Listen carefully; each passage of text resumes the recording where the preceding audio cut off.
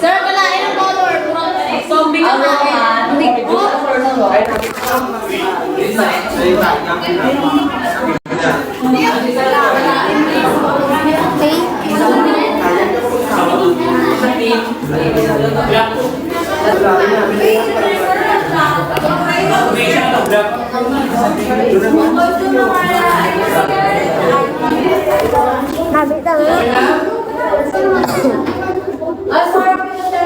Okay, so continue ta. So why cybersecurity matters? So na-define ko tatlo, di ba? Ang confidentiality, integrity, and availability. Ang aga matter ang cybersecurity. Why it's matter? So, kanaman, the number one day. Cybersecurity is important because, number one, protects personal data, such as password, and financial information must be protected. So that's number one, confidential data. It is your password, personal data, or mga financial information, mga bangko. Confidential data na. Hindi may delete. Kaya usapan mo,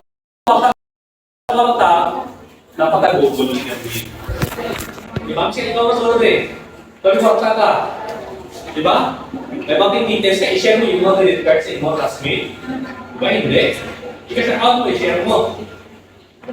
Praktikal ang tao sa buong. Hindi ka mabuhay ng mga kasama. Kwarta. It's number one. That is confidential data. Also, sweldo. Di ba kung may sweldo mo ano mo? Kung ano sweldo mo? Kung number one ka mag-graduate ka mo dahil ang number one ka mag-out sa class, ito sunod nila sweldo mo. Number one ka mag-out sa classmate niyo. Dahil naka-base ng pag-dinalastanan.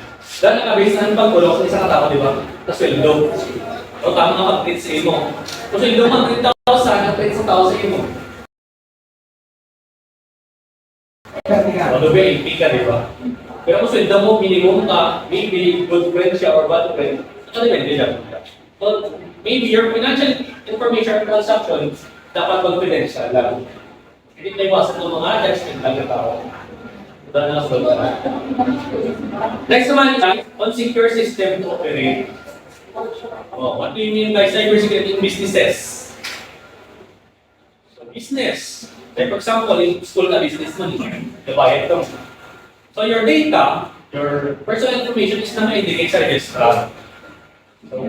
So kung ang paan, may mga accounts ka ba mo online. So dagat mo daw itong business. So your data, your personal information, your Gmail account, nag-indicate sa inyong online account. Nag-indicate ibang number dito. Your personal data, pangalan sa nanay tatay nyo.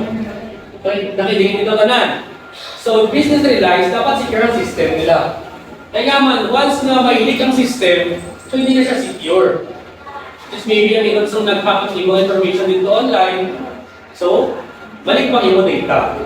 So like cybersecurity. Yeah, what? Okay, number 3, government stores sensitive national information. So po, tanahan. So sa mga panahon, kita ka gobyerno daw sa mga leaks, di ba? Because maybe the confidential data. So makita ka. So also government stores your personal data also. So mga birth certificate nyo. Mas yung SSS na din. SSS, LDR. Kawai magaling. Kami mga pilit eh. Posible ka